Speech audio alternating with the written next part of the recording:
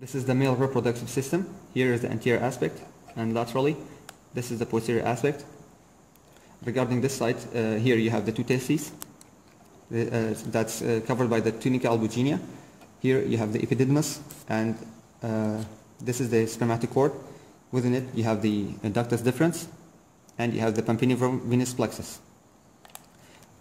With this side, here you have, we said this is the vas deferens, okay, and here, this side, this is called the dilated portion, or the ampulla of the vas deferens, okay, and that is the seminal vesicle.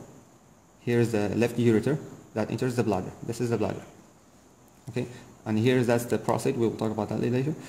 We said this is the vas deferens, and here it enters the urethra via the ejaculatory duct. You see, this is the ejaculatory duct. Okay, here is the bladder.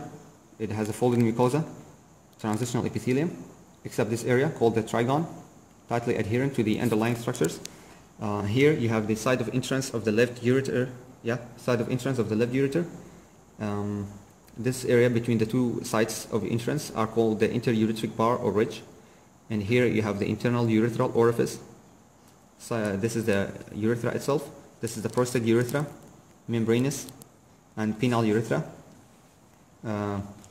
Above the penile urethra you have the corpora cavernosa, and here you have corpora spongiosa. Right? This is the pubic bone. This is retropubic fat pad laterally.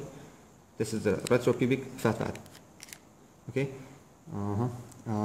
Here you have the urogenital diaphragm or the pelvic diaphragm, and this is the continuation of it. You can see this is levator ani muscle. Okay. This small muscle of the bladder is called the detrusor muscle. This is dorsal vein of the penis. Here you have the rectum. Because of the peritoneum covering it, it's divided into three halves. The upper third, middle third, and the lower third. The upper third is supplied laterally and anteriorly by the peritoneum. The middle third is only mainly covered by the anteriorly by the peritoneum, and the lower third is completely devoid of peritoneum. And below that you have the anal column, anal canal. These elevations are the anal columns. The elevation is anal column. Here you have the internal anal sphincter. This is external anal sphincter. Okay, and let me bring this back. How's it? Okay, For surfaces of the bladder, this is the superior portion, surface of the bladder. Here is the anterior, the apex. Okay, this is the median umbilical ligament, remnant of the urachus or the allantois. Here is the medial umbilical ligament, medial umbilical ligament. These two vessels, although not important, are inferior epigastric vessels.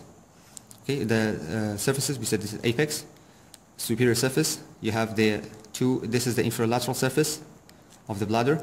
And on this side you can see this is the base of the bladder here, and the neck is near the prostate. Talking about the prostate, it has 5 lobes, this is the anterior lobe of the prostate. This is the middle or median lobe of the prostate, and this is the middle and posterior lobe of the prostate, and the remaining are 2 lateral lobes of prostate. Here you see the left lateral lobe of the prostate. This is left lateral lobe of prostate. And we forgot this, the median lobe of the prostate forms an elevation in the bladder called uvula vesicae, which should be here, uvula vesicae. And in here, you see this is the rectum, this is the bladder. So here is this area is called the rectovesical pouch. And on the lateral side, we said this is the levator ani muscle. Here is the obturator internus, obturator membrane. This is obturator membrane, and this is obturator externus. I guess this is adductor magnus. I don't know. This one is not important. Yeah.